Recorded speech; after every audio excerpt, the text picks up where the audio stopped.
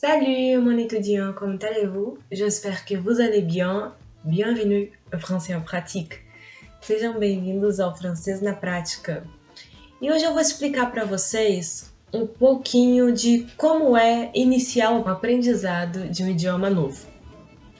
E quando eu falo disso, eu não estou só citando o francês em questão. Eu tô falando do inglês, do japonês, do espanhol. Embora eu seja professora de francês, eu posso falar para vocês que a base é a mesma, né? A fórmula do idioma vai te ensinar de uma maneira diferente, porém, o jeito que você vai estudar, o jeito que você vai consumir o conteúdo é que vai fazer diferença na sua vida. Eu comecei a aprender um idioma pela internet, foi gratuitamente, sem nenhum tipo de auxílio. Foi quando eu conheci o canal da professora Elizabeth Wagner, aprendendo inglês. E eu sou uma pessoa com deficiência visual, eu não levo muito isso assim para as minhas aulas, porque não afeta, sabe, essa parte da minha vida. Muito pelo contrário, facilita. Então é esse método que eu levo para minha vida, para qualquer tipo de aprendizado que eu queira fazer, linguístico, claro. E isso acaba contribuindo. Por quê?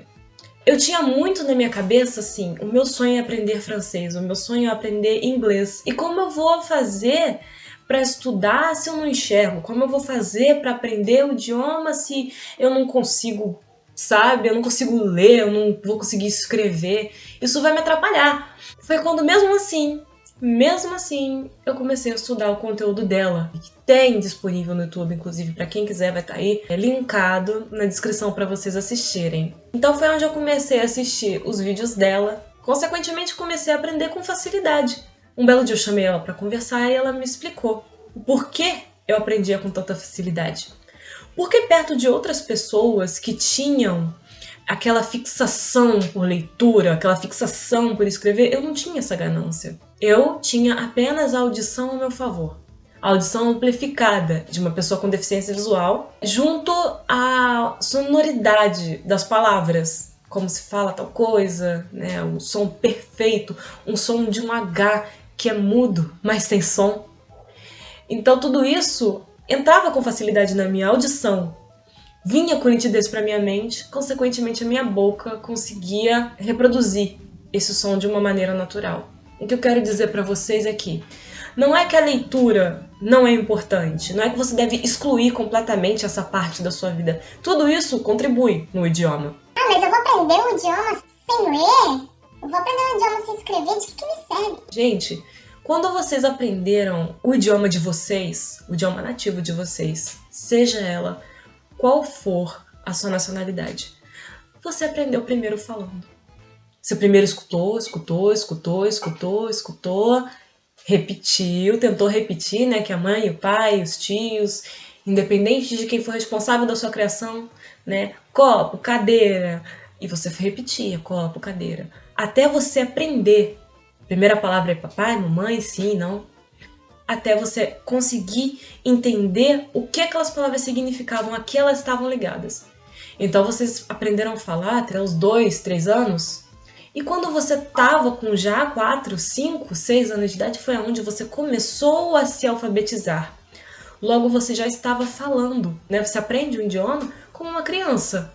E é desse jeito que você aprende. É você se familiarizando com aqueles sons diferentes, curiosos, aprendendo a reproduzir ele, pelo menos o francês, ele mexe com a sua musculatura facial de uma maneira que você não faz no português. Então é completamente estranho você fazer aquele biquinho e alguns sons que é nasal para um idioma que é totalmente diferente de ser pronunciado. É a mesma coisa no inglês, tem algumas palavras que o som tem que ser sorrindo para poder sair, outros som tem que ser rouco, e faz parte. É o idioma. E a partir do momento que você tem o contato total de como aquilo tem que ser reproduzido aos seus ouvidos e como aquilo tem que ser falado, você entende como o idioma funciona. A primeira coisa é você aprender a ouvir o idioma. A segunda coisa é você tentar reproduzir o som. Modo papagaio. Ouviu, repetiu. Não interessa se vai parecer errado, mas você vai repetir até ficar igualzinho o que você está ouvindo. Igualzinho uma criança. Se ela fala assim, pendre, você vai falar pendre, pendre, pendre, pendre. apprendre. Isso pode parecer estranho, pode parecer esquisito, mas é assim que vai funcionar.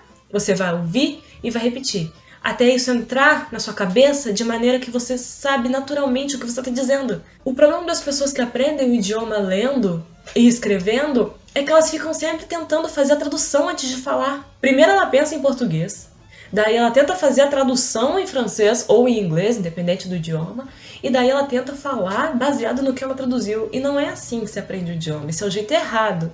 E é por isso que ela demora a traduzir, demora a falar, demora a se comunicar, a se expressar e fica aquele idioma falado todo robotizado. Enchanté en faire votre connaissance.